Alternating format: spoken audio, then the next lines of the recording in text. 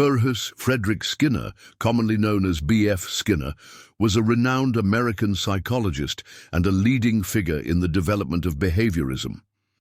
As a Harvard professor and experimental psychologist, Skinner built on earlier behaviorist principles to propose a structured theory of learning through conditioning.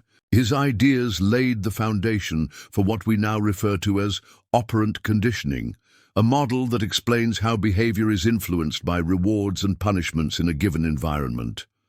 Skinner made a crucial distinction between informal learning, which occurs naturally through life experiences, and formal education, which requires intentional structure. In educational contexts, teachers are responsible for creating patterns of stimulus and response, reinforcement and punishment that shape student behavior.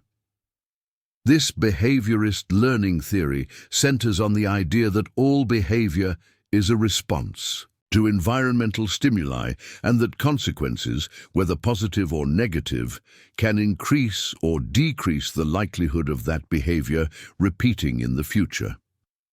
Operant conditioning, also known as instrumental conditioning, is a type of learning where an individual's behavior is modified by the consequences of that behavior. Simply put, rewards, reinforcements, increase the likelihood of a behavior recurring, while punishments decrease it. Skinner believed that classical conditioning, as proposed by Ivan Pavlov, was too simplistic to account for the full complexity of human behavior. He emphasized the role of consequences in shaping voluntary actions, suggesting that behavior is best understood by examining what follows it. Although influenced by earlier behaviorists like John B. Watson, Skinner's views were less extreme. Unlike Watson, who dismissed the mind entirely, Skinner acknowledged that internal states exist, but insisted that observable behavior is a more reliable subject for scientific study. The foundation of Skinner's operant conditioning lies in the law of effect, first proposed by Edward Thorndike. Skinner expanded on this by introducing the concept of reinforcement as a key mechanism for learning. Skinner identified three primary consequences that influence behavior: neutral operants, environmental responses that neither increase nor decrease the probability of a behavior recurring; reinforcers, responses that strengthen behavior, making it more likely to occur again. Reinforcement can be positive or negative. Punishers, responses that weaken behavior, decreasing the likelihood of it happening again. Positive reinforcement. Positive reinforcement involves adding a rewarding stimulus after a desired behavior, thus encouraging repetition of the behavior. For example, when Skinner placed a hungry rat in his experimental Skinner box, the rat accidentally pressed a lever, releasing a food pellet. Over time, the rat learned to press the lever deliberately to receive food. In educational settings, this might look like a student receiving praise or a treat for completing homework, reinforcing the habit of timely submission. Negative reinforcement involves removing an unpleasant stimulus after a desired behavior, which also strengthens that behavior. In one experiment, Skinner subjected a rat to a mild electric current. When the rat accidentally pressed a lever, the current stopped. The rat quickly learned to press the lever to escape the discomfort. This type of learning can be seen when a student finishes homework to avoid being scolded. The removal of the threat, scolding, strengthens the likelihood of completing homework in the future. Punishment, by contrast, seeks to decrease or eliminate behavior. It can take two forms: positive punishment, introducing an adverse consequence, e.g., detention for tardiness. Negative punishment, taking away something desirable, e.g., revoking privileges for poor behavior. While reinforcement aims to increase a behavior, punishment aims to suppress it. However, Skinner cautioned that punishment alone is less effective for long-term behavioral change compared to reinforcement. To demonstrate his theory, Skinner developed an experimental device known as the Skinner box, or operant conditioning. chamber. This apparatus allowed him to objectively record animal behavior in a controlled setting over short time intervals.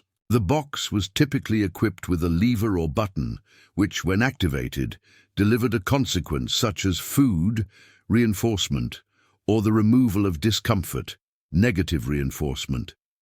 Skinner used a variety of animals, most notably rats and pigeons, to explore behavioral responses. In one version of the experiment, a hungry rat was placed in the box. Upon pressing a lever, the rat received a food pellet. Over time, the rat quickly learned to repeat this action to gain the reward. Another scenario, a mild electric current was activated in the box floor. When the rat pressed the lever, the current stopped. The rat learned to press the lever to avoid or escape discomfort, demonstrating escape learning and eventually avoidance learning. Skinner extended these findings to show that stimulus cues, like a light turning on before a shock, could be used to signal the appropriate behavior before the consequence occurred. The animals learned to anticipate the outcome, showcasing the power of environmental cues in behavioral conditioning. These experiments provided strong support for Skinner's core idea: behavior is shaped and maintained by its consequences.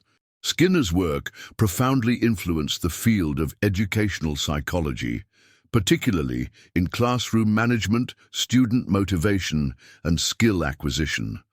While behaviorist methods may not address higher-order thinking directly, they are especially useful in shaping observable behaviors and reinforcing academic habits. Key applications in education. Reinforcement strategies. Teachers can apply positive reinforcement, praise, rewards, stickers, to encourage desired behaviors such as participation, punctuality, or homework completion. Negative reinforcement, like removing extra tasks for good performance, can also be effective. Shaping behavior. Skinner promoted a technique called successive approximation, rewarding small steps that lead to a larger goal. For instance, praising initial attempts at solving math problems and gradually increasing expectations help students build confidence and competence over time. Variable reinforcement schedules. According to Skinner, variable ratio reinforcement, rewarding behavior unpredictably, can be the most effective schedule. For example, praising students intermittently rather than every time encourages sustained effort and focus. Managing classroom behavior. Undesirable behaviors, such as constant interruptions or inattentiveness, can be reduced by withholding reinforcement, e.g., ignoring minor disruptions rather than giving attention. Over time, these behaviors are likely to be extinguished. Constructive feedback offering.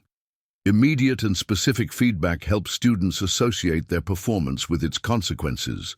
This practice strengthens the link between task effort and achievement. Caution with punishment. Skinner discouraged heavy reliance on punishment, noting that while it may stop behavior temporarily, it often leads to avoidance, anxiety, or hostility. Reinforcement was preferred for long-term learning outcomes. BF. Skinner's theory of behaviorism remains one of the most influential frameworks in the psychology of learning. His concept of operant conditioning demonstrated that behavior is not random, but shaped by its consequences in a predictable, measurable way. From animal experiments to classroom management, Skinner's work offers practical insights into how positive and negative reinforcement, punishment, and environmental stimuli affect human behavior. While newer learning theories have emerged, the behavioral model continues to serve as a foundation for educational design, therapy, habit formation, and behavioral analysis. By understanding the principles of Skinner's operant conditioning, educators and psychologists can craft more effective strategies for learning, motivation, and personal development. See you in the next video.